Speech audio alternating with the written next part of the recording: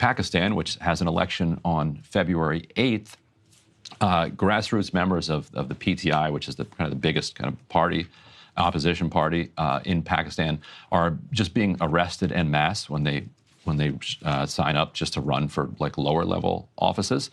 And the opposition party leader, former Prime Minister Imran Khan, earlier this week was sentenced to 10 years in a totally bogus case around the alleged mishandling of a classified document that we actually published over The Intercept. He was not our source. He had nothing to do with it. They never proved he did. It was complete kangaroo nonsense. And then today they sentenced him to an additional 14 years for another completely ridiculous case. This one is like a state gifts case. So for background, Imran Khan was a famous cricketer, extraordinarily wealthy. His next phase in his career after cricket was as a philanthropist. That's how he became doubly popular in Pakistan, building hospitals, universities, etc. And so then they charged him with taking gifts from like foreign, like say Pakistan goes on the Pakistan Prime Minister goes to like Bangladesh and they give him like some gift, like a watch or something. Yep. They are accusing him of like keeping this stuff illegally. He says he did all the paperwork. The idea that a guy who is like massively rich and a philanthropist is trying to like pilfer a watch is as absurd as you can imagine. He was tried in secret, like nothing about the case made any sense. And they're banning him from running for office for 10 years and essentially banning the PTI from the ballot. It's complicated the way that the court did it. The State Department, meanwhile, no sanctions whatsoever. So yesterday at the State Department briefing, there were a lot of questions that were thrown at Matt Miller about this. And here's how I framed it to him, and here's his response. As you said earlier, that's a matter for the Pakistani courts.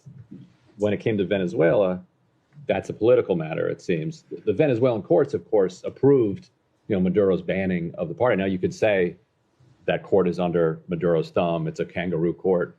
But in Pakistan, the prosecution was held in secret. Just recently, his attorney, Imran Khan's attorneys, were kept out of the courtroom, and they took attorneys from the prosecution team and put them on the defense team. Nothing about that prosecution seems less than kangaroo. So why would Venezuela's be a political case, but when it comes to Pakistan, that's a matter for the Pakistani courts? So there are different situations, and we have not yet made that conclusion with respect to the Pakistani legal process. When you look at Venezuela, we are looking at the entire history of the Maduro regime in cracking down on democracy and, most importantly in this case, failing to carry out the commitments that they made to allow candidates to run. It's a commitment that they made that the country has reneged on, and that's why we were able to make the assessment in that case. So there might still be a determination on the Pakistan question? I don't have anything to preview, but it's not one that we've made at this time. So Matt Lee, So Matt Lee, the AP reporter, followed up immediately after this and said, wait a minute.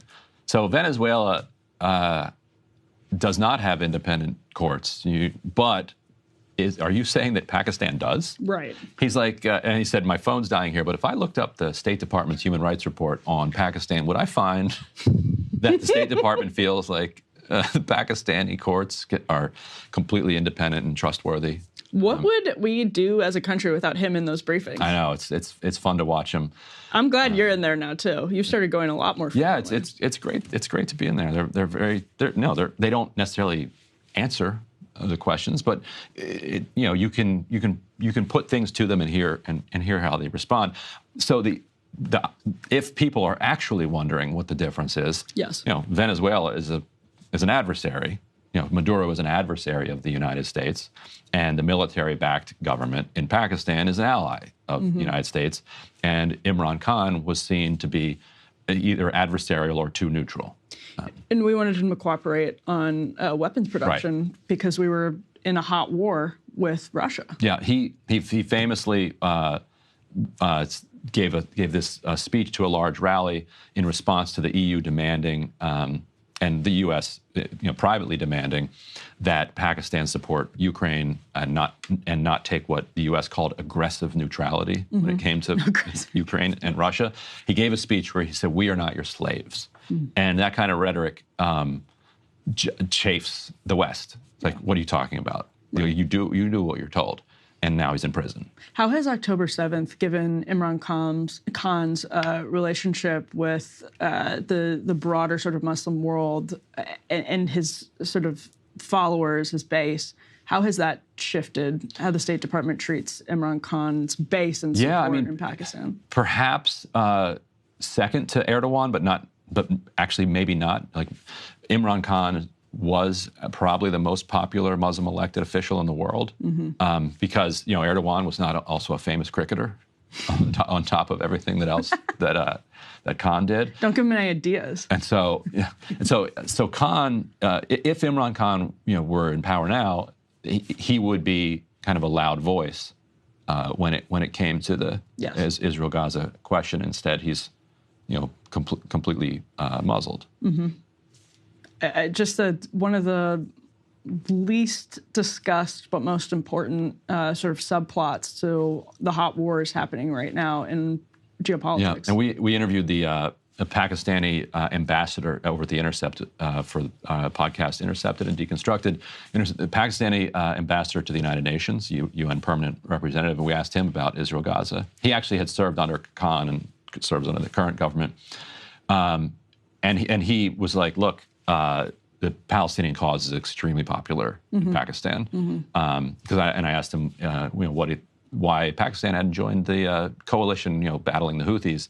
He's like, that would be just completely untenable for us to do. Like what the Houthis are doing is popular in Pakistan. Yep. But the Pakistani government isn't being vocal about any of that. Less aggressive neutrality. Yes, exactly. Passive neutrality. Well, I'm really glad we had time to get to this